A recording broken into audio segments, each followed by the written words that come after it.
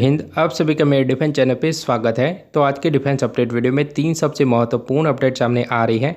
तो जो वीडियो की पहली अपडेट है वो एएमसी फाइटर जेट के सीसीएस अप्रूवल को लेकर आ रही है। तो अभी फिलहाल एएमसी फाइटर जेट का जो क्रिटिकल डिजाइन रिव्यू है वो कंप्लीट हो गया है और एएमसी प्रोजेक्ट सीसीएस अप्रूवल के लिए भेज दिया गया है। तो अभी फिलहाल ऐसी रिपोर्ट सामने आ रही है कि जो सीसीएस की मीटिंग है वो प्राइम मिनिस्टर श्री नरेंद्र मोदी की अध्यक्षता में होने वाली है और इस मीटिंग के दौरान जो एएमसी प्रोजेक्ट है उसको अप्रूवल मिलने वाली है और उसके बाद एएमसी के प्रोटोटाइप डेवलपमेंट के लिए फंड को रिलीज कर दिया जाएगा और 4 प्रोटोटाइप को डेवलप किया जाने वाला है। और इसके अलावा जो वीडियो की नेक्स्ट अपडेट है वो जी के इंजन को लेकर आ रही है।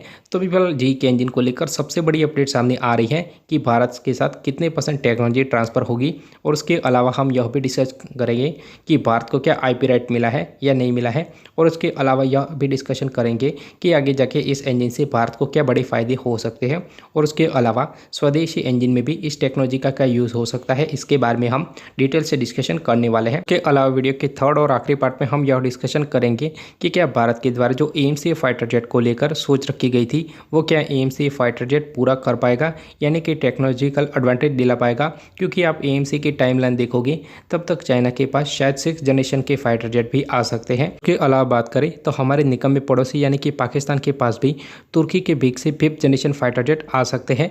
तो अगर यह चीज़ होती है तो क्या भारत का आमका इन दोनों ही फाइटर जेट के ऊपर बना पाएगा या नहीं बना पाएगा, इसके बारे में भी हम डिटेल से डिस्कशन करने वाले हैं। अगर आप मेरे डिफेंस चैनल पर नए हैं तो प्लीज़ मेरे डिफेंस चैनल को सब्सक्राइब करें, बेल आइकन दबाना ना भूलें और कमेंट सेक्शन में जय हिंद जय भारत जरूर लिखेगा। और इसके अलावा अगर आपको मेरा डिफेंस के रिलेटेड कंटेंट अच्छा लगता है तो मेरे वीडियो को लाइक भी कर सकते हो और आपके डिफेंस के रिलेटेड कोई भी क्वेश्चन हो तो आप अपना क्वेश्चन कमेंट सेक्शन में ज़रूर लिखेगा, जिसका आंसर मैं अपने आने वाले वीडियो में दे दूंगा। तो आज के डिफेंस अपडेट वीडियो को शुरू करते हैं। फिलहाल एएमसी फाइटर जेट को लेकर स्टेटस यह है कि एएमसी फाइटर जेट का जो क्रिटिकल डिजाइन रिव्यू है वो कंप्लीट हो गया है और इस प्रोजेक्ट को अभी फिलहाल सीसीएस के अप्रूवल के लिए भेज दिया गया है।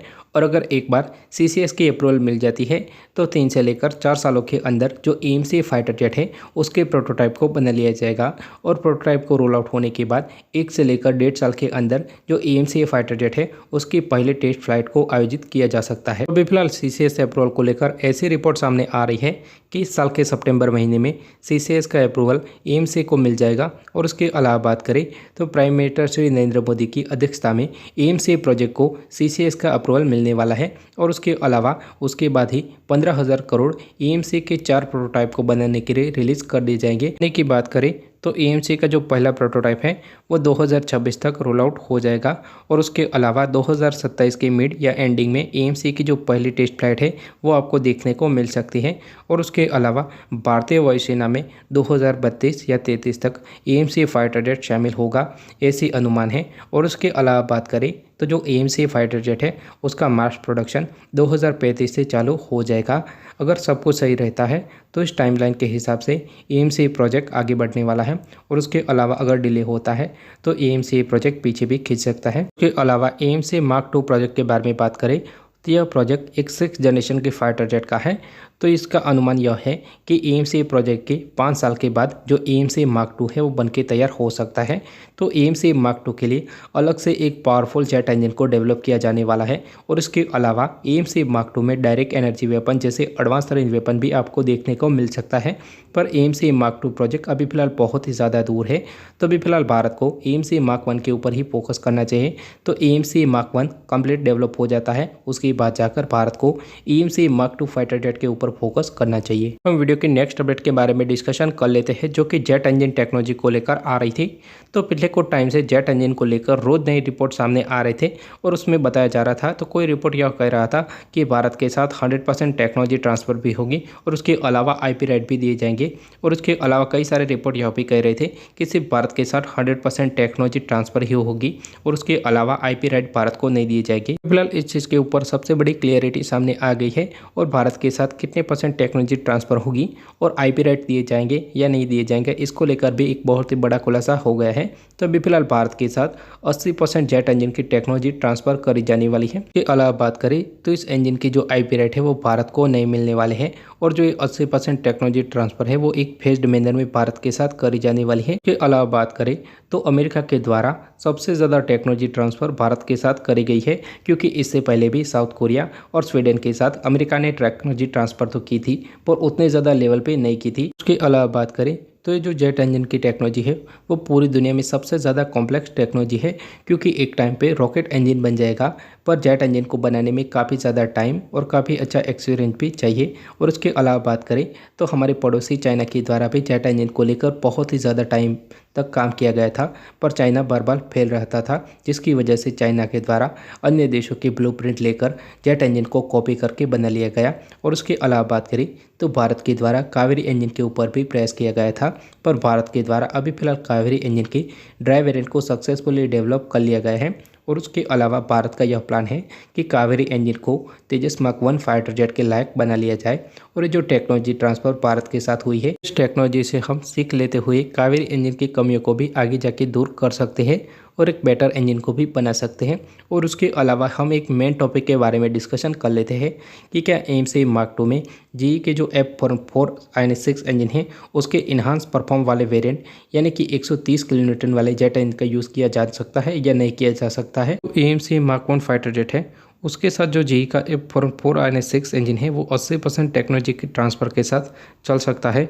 पर जो एएमसी मार्क 2 है उसके साथ अगर इतने % टेक्नोलॉजी ट्रांसफ़र और आईपी राइट नहीं मिलता है तो भारत को डेफिनेटली नहीं चलेगा, क्योंकि इसके कंपैरिजन में जो रोल्स रॉयस का ऑफर है वो बहुत ही ज़्यादा अच्छा है, जिसके तहत भारत को 100% टेक्नोलॉजी भी मिलेगी और आईपी राइट भी मिलेगा और एक नए सिरे से 6th जनरेशन के फाइटर जेट के लिए इंजन को भी डेवलप किया जा सकता है। तो एएमसी मार्क 1 के लिए तो यह इंजन सूटेबल है, पर जो एएमसी मार्क 2 है उसके लिए यह इंजन किसी भी तौर पर सूटेबल नहीं है।